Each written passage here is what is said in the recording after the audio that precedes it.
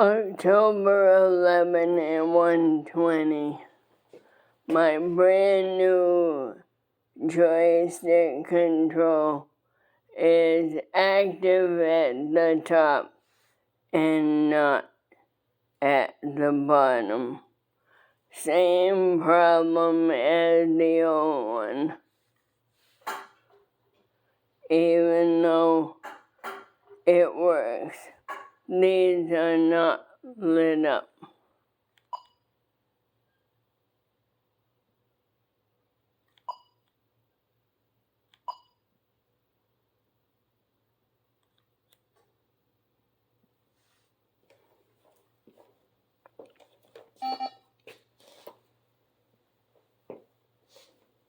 And now they are. Something is wrong with this chair.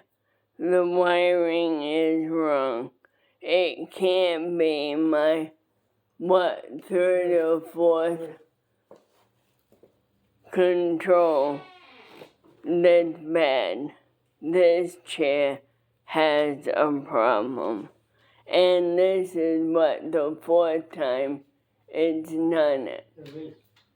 And the first time that it's corrected itself without having to try 3 or 4 times. I have a lemon.